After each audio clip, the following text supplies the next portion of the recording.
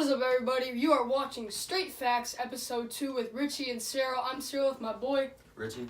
And let's get straight into it. Richie, what are we starting off with today? Alright, so today we'll be starting off with the NFC Championship, where the Rams beat the Saints 26-23 in overtime, thanks to a game-winning field goal by Greg Zuerlein, which was the longest game-winning field goal in postseason history. 57 yards. Hold up, Richie. That was...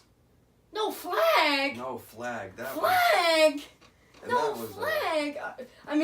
So, Rams win in OT in a big playoff game, as you mentioned. 57-yard field goal by Greg the Leg. Big win, but obviously a lot of speculations leading up to that, but I'm not going to be the one that, because I rewatched. I was at Hoophall. I didn't get to watch it live as much. I was seeing plays live because somebody was broadcasting it.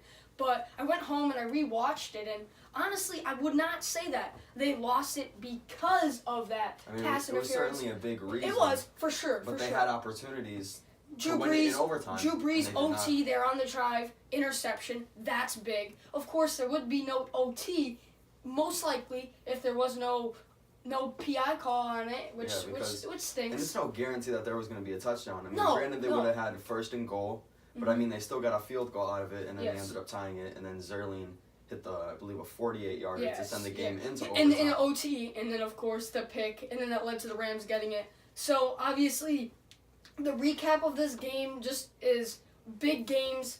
Marcus Peters, obviously, he had a big game for himself. Yep. And Goff stepped up a little. Gurley was the man, though. Gurley and Greg the Leg. 57 yards, wins it in OT. At one of the loudest games I've heard down at the Dome. At the Superdome. That's tough, but Goff showed up.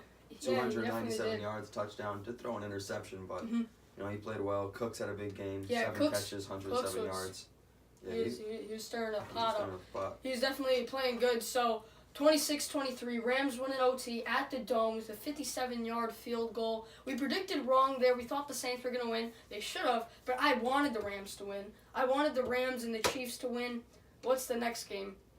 The next game we got is the Patriots defeating the Chiefs 37-31 in overtime. I'm rocking the Patriots gear. The GOAT Tom Brady coming through in a major way. He ended up completing 30 out of his 46 passes for 348 yards, a touchdown, 2 interceptions. He led us to that final drive in overtime, which led to a 2-yard run by Rex Burkhead to win it all for us. It was just a wild game full of twists and turns. We got off to a great start in the first half, shut out the Chiefs. And then they came back, took that lead, and honestly, a great game. Big Tommy came in clutch, as there was a lot more rushing touchdowns, but he definitely led a great offense, and he did his job. Job well done. Patriots win. We both predicted that. I wanted to see the young Patty Holmes come in. And Patrick Mahomes, he had 3 TDs. He had a tough first half, but he completed 16 out of his 31 passes, which is kind of a low completion percentage for him. But 295 yards, and he really kept them in the game because the defense certainly wasn't.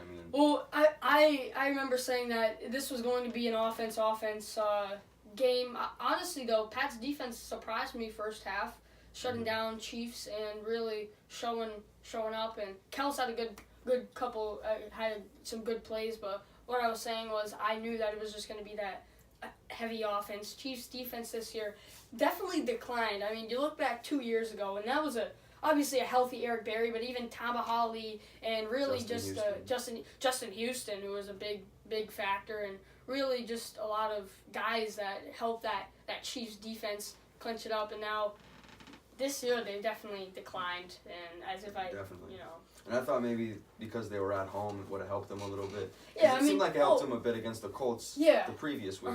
But, down at Arrowhead, it was definitely it wasn't the advantage that I was expecting, because the Chiefs usually are good at. Every team's good at home in the playoffs and AFC Championship. That's where you want to be.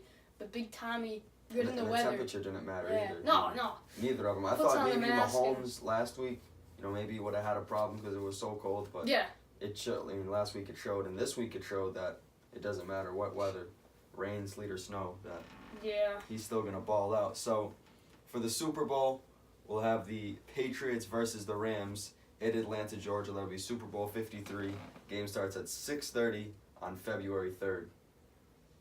So, just real quick, we had a 37-31 win, Pats over Chiefs, and then the 26-23 win, Rams over Saints. Mm-hmm. Go to Atlanta.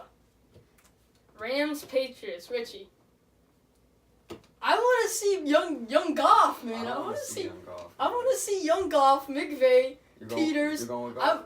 I want the Rams to do it. I don't think that it might. I don't think it's gonna happen. I mean, I imagine if it's a blowout, Brady just shows up and destroys them.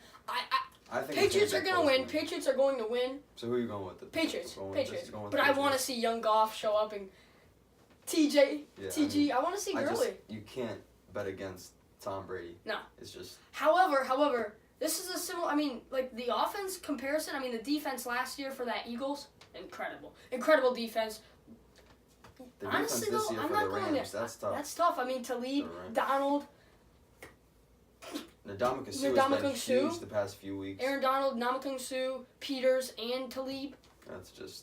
That's a really tough And Joyner, defense. the defense is our tough. defense has actually shown up. Yeah, for sure. Well, the thing is now, I'm gonna take this back just a little, right? Mm-hmm. The Rams defense solid.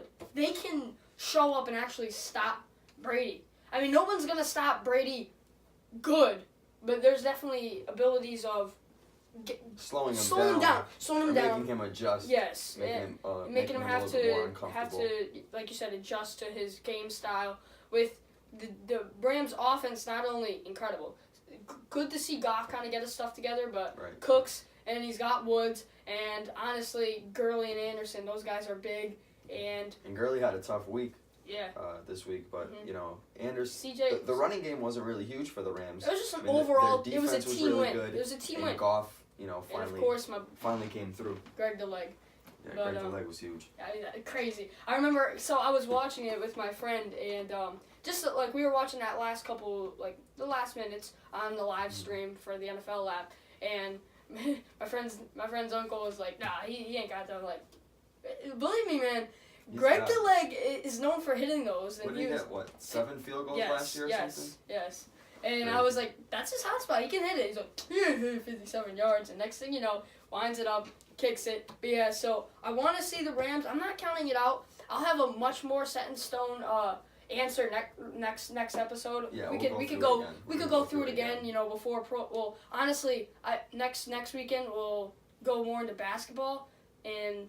But like the week, Super Bowl week, that's when our predictions will matter the most. Yeah. Right now, I'm gonna go over like next couple weeks, watch a lot of tape and rewatch my highlights. Get the stats and OT for each quarterbacks. Yeah. The McVay offense, how it works, and all that. But as of now, I think TB12 is gonna bring it home again, which would be insane. Unlock that Infinity Gauntlet himself. It'll be a close game. It will be.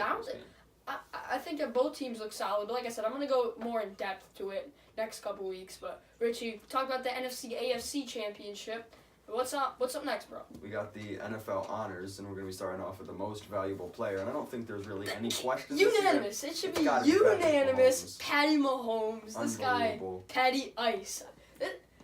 I love watching Patrick Mahomes. Nobody in this planet should not be able to look at a Patrick Mahomes. You gotta respect him. Like any tape and just say, this guy's incredible. The way that he throws, and we talked about it last episode, that he can adapt and throw on any side. There's no weakness to the guy. Yeah, he can throw left, right. He can throw on the back. He can throw on the run. He can throw on no look. And we saw it last night. He did it a couple times. He did it with, I believe, throwing it to Kelsey. Yeah. He did it a couple times. He's incredible in his stats. And I always just like thinking up and just calling him a rookie. I know he's not a rookie. Believe me, I know. But he's pretty much a rookie though. He played 2 games last year, solid games. But just first full season, 50 TDs, over 1,000. Like he's only the 3rd quarterback in an NFL season to do so. Yeah. To reach 50, that was Peyton Manning and Tom Brady. And also over 5,000 passing yards. Mm-hmm. Which was 2nd. I believe Ben Roethlisberger was 1st, but their season didn't end up too well. No. But the main thing is he brought his team, top team in the AFC, 12-4 record. Mm-hmm. And I like just to think that they clinched that 1 seed. That's big. And it wasn't like he because some MVP cases, it's not always the big guy who gets it. It's always you could have a guy who gets MVP and he's not the most valuable to his team. Right. Patrick Mahomes led his team to an incredible season. Yeah, it wasn't just a game manager or anything. No. It was. Yeah. It was all. I mean, the defense was horrible, and he does have great weapons, but I mean, you need. Yeah, he has great weapons, but you can't just if you give. Chase Daniels? Then they're probably not going to be. Oh, no. They're probably not going to be the best, or especially Scott Tolzien, the infamous Green Bay GOAT.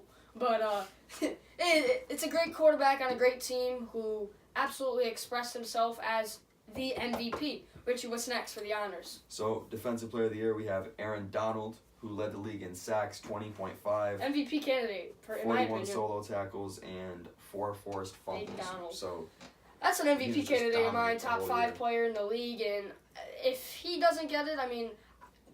No, Khalil Mack was there. He missed a few games. But there wasn't he started off good, then he declined. He was injured, right? He missed a couple. Yes. Yeah, he missed a couple games. Came back, took a little bit, but I mean, from what I'd say week 9 and up, guy was unstoppable. But Aaron Donald, every single game, that man showed up and put the work. And Aaron Donald was, like I said, I mentioned in my top 5 for the MVPs. I think it was, for me, my MVP was Mahomes, Breeze, Rivers, and then Gurley and Donald. That was my MVP. You could put Luck in there too. I had Luck in there. I had Russell Wilson. Wilson's big. Because of how well he played in the last 7 games to lead his team to a playoff spot. They didn't go very far, but of course, he was the reason they people made gotta it. realize that those playoff spots, just because they might not win, it's still big to lead your team there because teams are so prideful. I mean, I remember last year when the Bills were in the playoffs, they didn't do nothing. They lost to the Jags, right? Lost to the Jags, was it? Yeah, and it didn't matter. They loved to be in there. Being in the playoffs is a big thing. And so, defense player, MVP, what's next? We got the Coach of the Year. And there was a... I have Reich. I have Reich or Lynn. Frank Reich. Yeah. I had Anthony Lynn for the Chargers, and I also had Matt Nagy for the Bears. Oh, for the Bears, yeah. So those are my 3 for sure. I mean, I like Reich just because, the Colts were an excellent team. And they have just a great young core. The youngest team. 2 rookie running backs, great duo there. Andrew Luck, I like seeing Mack and Hines do good this year for the Colts. Good rookies, and their defense, Leonard, and in their O-line looked great. Young core. Yeah, they gave up the least amount of sacks this season. And Reich really did a great job for just the receiving core. They're kind of weak there, other than T.Y. Hilton, but they're gonna get some. They're gonna get some receivers. Dontrell Inman's good, and I love Eric Ebron, but. My boy Reich grew a full beard in less than a month, and this guy's a monster. Started to be unstoppable. Yeah. They got off to a 1-5 start, and they still made the playoffs. Got that beard up, and so Reich, Lynn, Nagy. That's my order. Is that your order too? Because Lynn did a heck of a job too, but I just liked seeing because the Chargers were unstoppable the whole year. Really, the Colts started off shabby, really shallow. I meant to say shallow, and They rose up and got a nice playoff spot, dominated the Texans in Houston, which was crazy. And obviously, I don't think anybody expected them to beat the Chiefs, but no. And then of course they beat that tough Ravens defense to go to the next playoff game against the Patriots. They got crashed there, but it's for the regular season. The Chargers came in, and that was a game against the Ravens where I wanted to see Flacco, just because he does not want to be there. He feels that he could be playing better. I agree with him. He's probably not going to be there next season. I would not want him there because I like seeing Joe Flacco. I like Joe Flacco. And Lamar Jackson, he was rushing way too much. Josh Allen had more yards than him at one point in the season with like 30 less attempts. He just runs the ball too much and his arm isn't that good. But I used to love Lamar Jackson. I remember I really liked him back in Louisville. So, Coach of the Year, MVP, Defensive Player, Offensive Player of the Year? Mahomes. Yeah. It's got to be Mahomes again, right? Okay, not always just that offensive execution, I had Breeze or Gurley up there for my Offensive Player of the Year. Offensive Player of the Year isn't always the MVP. Usually they give it to a running back for Offensive Player of the Year. Gurley was just so dominant, not just rushing the ball, but he was a great receiver too. He had that out the backfield. And he missed 2 games. Yeah, he did. But Anderson was there for him too. Yep. But like when Rodgers won his MVP, DeMarco Murray got Offensive Player of the Year. Just like it's not always the MVP that wins Offensive Player of the Year because I think that'd be a little unfair. Right. I mean, of course it's earned, but just there's more offensive positions in the QB usually. So what's next? We got the Comeback Player of the Year, and got to go with Andrew Luck. 4,593 passing yards. 39 touchdowns and a 67.3 completion MVP type. percentage. It could have been Rodgers, but Rodgers had an awful season. I mean, Rodgers didn't have the worst season like for a quarterback, but for him, not good. For his standards, of course, great. the receiving core. We'll get into that like Packers debate. I'm really protective over the Packers. I get a little triggered about it, but Rodgers did not have a good team, and he did great for what he worked with. But Luck on that Comeback Player of the Year, unanimous. The guy missed a lot of game time. Coming back and just to see him, and Luck is my favorite player if you don't know, other than like anyone on the Packers. Luck's my easily favorite player. I've been watching him for forever. Liked him at Stanford, and like he's just so funny to watch too. You know, get sacked and he'll be like, good sack, good job. And he's a good sport. He's a great sport, and he's even a better quarterback. So is that it for the honors? We have Rookie of the Year for offense. Oh, we got to do that. Saquon is my Rookie of the Year offensively. In defense, probably Darwin James or Darius Leonard. Yeah, I had Darius Leonard come in there too. But Saquon Barkley, what a season. 261 carries, 1,300 And he's a receiver. Yeah, that guy can catch. Yeah, he had 2,000 yards between rushing and receiving. That is just insane. And his legs are... We're just talking about... what about those legs? Talking about he's a rookie too. Yeah. Like, on one of the worst offensive line, the worst offensive line in the NFL, doing that. Put him on the Cowboys and... Right, and he's not one of, like, it's not just for a rookie. I mean, he's just a great all-round running back. Yep. It's not just, just because he's a rookie. He's top 5 overall for, placements, I think, for yards. Yeah, he's unbelievable. Which is insane just to see him rookie at his level. Love Saquon, and the offense didn't always, go around him. Eli still passed a lot. Right. So, yeah, you have... And your defensive rookie there is Leonard? Yeah, I have Leonard or James. I mean, James, I kind of stepped down a little, but he was big at one point of the season. Real big. Right. Great player. So, we got our NFL honors. Richie, what's next? We got the Hoophall. We're going to be going over the games of Saturday. And I guess we'll start off with East Catholic Connecticut defeating Archbishop Wood from Pennsylvania, 78-60. Jalen Hunter. What a beast! 35 points. What a beast, man! And I saw yesterday that he got his first Division I offer from Old Dominion. And that's not a huge school, whatever, but it's a Division I offer. It's a D1 offer, and it's good for him. Literally less than 24 hours after putting up an incredible tournament game, Hoophall 35 in. Joey Riley with 29 of his own, and that guy could shoot. Real sharp shooter. He was shooting from beyond the arc every single time, and he was draining it. I think he only missed 3. But East Catholic, a great school, and honestly, just a great game to see. 35 and 29 from their big boys, and Jalen Hunter, just monster. Yeah. He's up there for that MVP that we'll talk about for the games that we saw.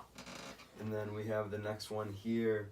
Norcross, Georgia over Roselle Catholic from New Jersey. Yeah. 75-55, and it was Brandon Boston, a huge game for him. 26 points, 4 rebounds, 4 steals, and he had that nasty dunk, that double pump, reverse dunk.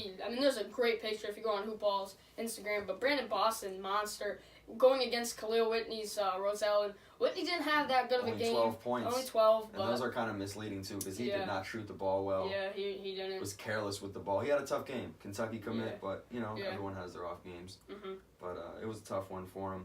Moving over to the next one, though, Gonzaga College High from Washington, D.C., defeating Olive Branch from Missouri 69-56. And it was Terrence Williams leading the way, 27 points, 10 rebounds. Entertaining game to see. Gonzaga was just way better basketball. Olive Branch, good school, but overall, Gonzaga's high school just way better.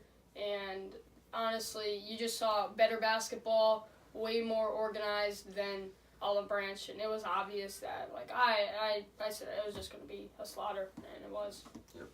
The next game, we got Montverde Academy from Florida, scoring 69 points against Holy Spirit Prep from Georgia. 69-46 was the final. Yeah. This was really a balanced effort from Montverde. I mean, no one on the team went crazy. This guy named Precious Achiwa had 13 points and 11 rebounds. He was their leading scorer. Yeah. Like, it was just a really balanced effort. And the thing they did, they just attacked the paint because they were just bigger and stronger. They just got every offensive rebound. And if they missed the shot in the paint, kicked it out to the three-point line, and they would hit the shot there too.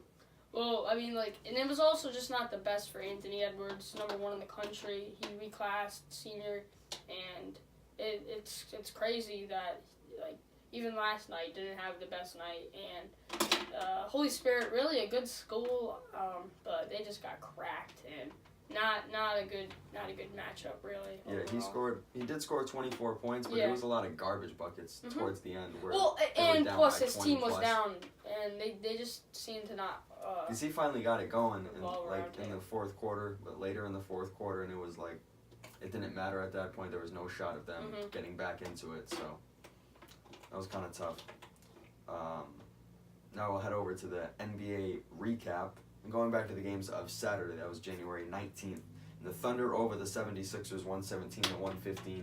Paul George leading the way, getting that 4-point play to win it all. I couldn't believe it. I was watching I watched the game yesterday, and really the lead up to it was crazy. Jimmy Butler steal, going down, they take the lead. Next thing you know, they call timeout, inbounded to Paul George. You hear the announcers too, because Westbrook got fouled out, and Westbrook leads the league in go-ahead points, and Butler is behind him. So they were saying, Butler with a miracle now, and they're looking for Paul George. They find George. George at the top shoots it because the whistle was late. When the ball went in, they called the whistle. So Paul George's shot goes in. You hear the. I hate when they wait for the shot to be made or go into, which is dumb because that really gets up the hopes that guys will get the rebound or whatever. If the guy's fouled, the guy's fouled. If he's not, he's not. Exactly. You can't just wait. It's ridiculous. You can't just wait for it. Yeah. So, but anyway, George gets the 3 to go. They call the foul and goes to the line, converts that and 1 4-point play. And I just love to call Butler not able to do the miracle this time, not able to shut down a play because he shut down Kemba's 60, and that was big in Philly. And he hit that game-winning shot. He hit the game-winner. Yeah, that's what he hit that game-winner, but wasn't able to seal the deal then. And Paul George with an incredible 4-point play to legitimately seal the deal for the OKC, and loving Paul George showing up this year really after being loyal, signing that contract, staying with them, and just big. That's good to see. We got the next game here. Celtics over the Hawks. I know you're mad. 113-105. We were down by 8 at the start of the fourth quarter. We were winning. We won the fourth quarter, 30-16. 14 unanswered points, and it sucks. I know I'm wearing a Celtics jersey, but this is just Shaq. Gotta represent Shaq. Gotta represent Shaq. Yeah. Always. I'm a Hawks fan, obviously, and tough loss. But I hate being in the position we are because we're not gonna do worse than the Cavs, and we're not getting a playoff spot. So our picks aren't really 4th or 5th, right? Yeah. Down there. Well, just depending on that lottery too. But yeah. So tough loss. Marcus Smart ejected with the whole Bembry. He ran at him. Yeah, crazy. That was unnecessary. I was just watching the highlights, and I was getting the game cast, and I see that Bembry and Smart got into a little altercation. It was dumb. Right. But. And Kyrie Irving had a huge game, 32 points, knocking down 11 out of his 19 field goal attempts. Jason Tatum added 19 points to extend the Celtics winning streak to 3 games. It's crazy. And people were talking, because I'm a Celtics supporter. I watch all the Celtics games, and I love watching the Celtics. They're great. But everyone was on them at school saying, oh, they lost to Orlando, Miami, and the Nets, and not being the Raptors. We've had a really tough season. Streak. We've lost games that we shouldn't have lost, but it seems like we play down to our competition, and we win the big games. Like we've beaten the Bucks, we've beaten the Raptors 2 out of the 3 times. I don't understand it, but we're still 10 games over 500. Still have a playoff spot, so hopefully we can pick things up as the season progresses. So is Brooklyn officially over 500 now? I believe they're a game over 500. You have 24 Crazy. and 23. Crazy. Yeah. They would I would love to see a playoff run from the Nets. Yeah. That would be crazy. So, Celtics win over Hawks. What's next, Rich? We got the Kings over the Pistons, 103-101. Buddy Hield with the game off-balance winner. fading away. Let's go. 3-point shot. That was so something clean. else. He ended the game with I saw 35 that. points. Oh my 13 of 22 God. from the field. Knocked down 7 out of his Buddy 93 loves. Gotta love Buddy Hield. He And hit it's him with good to that see him quick after- inbound. Yeah, it's good to see him after, struggling beginning of his career with the Pelicans Yeah. and going over to the Well, Kings. And what was the he's thing finally with been What's the thing with Buddy? He's gonna be the next LeBron. Is that what they were saying? I don't know what they were saying. They have comparisons for every rookie coming out, Yeah. and they never live up to the expectations. No. Almost never. That was tough, but I've always liked Buddy, especially out of Oklahoma, right? He's Yeah, out of Oklahoma, got the Player of the Year in college, and I like Buddy. And he's a great shooter, and just incredible game to watch and shut down them Pistons, man. Yeah. Blake had a good game too. Yep, for the Blake had Pistons, 38 points, knocked down 13 out of his 15 free throw attempts, but The rest of the team unfortunately didn't it still show up. wasn't enough. Yeah, 7, 9, 11. Right. Next game here, we have the Rockets over the Lakers, 138-134 in overtime, and James Harden. Ridiculous. what do you And think Eric he did? Gordon. And Eric Gordon.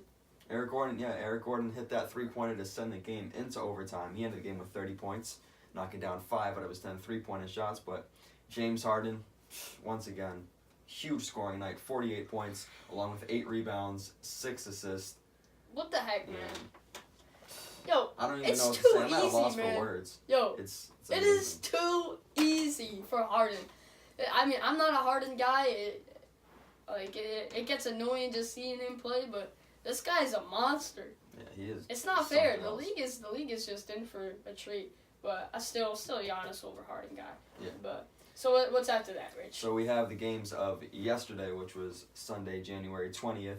And starting off, there's only 3 games on because of the football. Decent but games, Pacers Spurs. over the Hornets in a blowout victory, 120-95.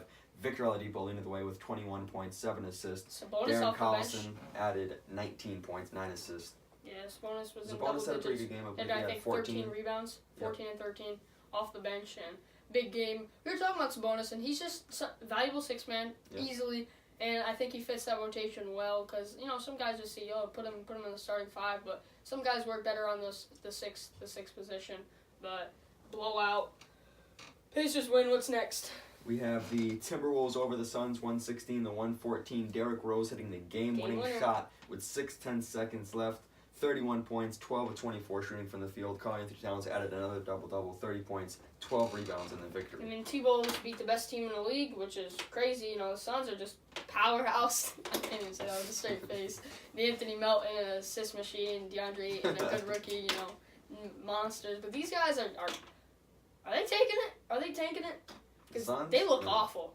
They look They're- god-awful. I feel like they have Like, some young talent. They too. look That's worse the than thing. the Hawks. Yeah, the Hawks. And they have a good team. They have a good team. They have the microwave off the bench. They got Crawford off the bench. They have T.J. Warren, Devin Booker. Yeah. It's a good team. DeAndre Ayton and DeAnthony Melton. It seems like they're putting up good numbers, but it's not translating into victories. That's what. No, that's they're what it not. seems Like exactly. They're. I mean, Ayton's playing good. He's getting the boards, getting the points, but Still Just not not winning enough. I mean, he's averaging a double-double. yeah, And Booker's averaging over 20 points. Warren's probably averaging 17, 18, 19 points. it's I just don't not get it. enough. They're The just- team looks The Western awful. Conference is just too powerful. It Yeah, seems they like for can't. them. They can't handle And the they smoke, just man. they can't live up to it. They can't handle it. I guess not. So on to the Spurs. Anyway, heading over to the Clippers over the Spurs for the final game of the night, 103-95. Tobias Harris, a near triple-double, 27 points, 9 boards, 9 Toby. dimes, 3 steals. Patrick Beverley had a nice all-round night as well, 18 points, 12 rebounds, 5 assists, 4 steals. Crazy. In that victory for the Clippers. Ridiculous. And the Spurs are looking rough this year. I mean, Well, they've played better the past week or so. They got off to a sluggish start, but Yeah. it seems like LaMarcus Aldridge, DeMar DeRozan have finally gotten things Get the going. click. Derek White has been really good after a Yeah. slow start, the rookie point guard. Lonnie. And Yeah, I mean, Yeah. like the Clippers are a good team this year, and I'm liking it. Even last year they were pretty solid, but Yep. So we talked about some straight facts, straight facts. NBA, NFL, Hoophall. What's next for straight facts, man? This was episode 2. I'm Cyril with Richie. And you're watching Straight Facts.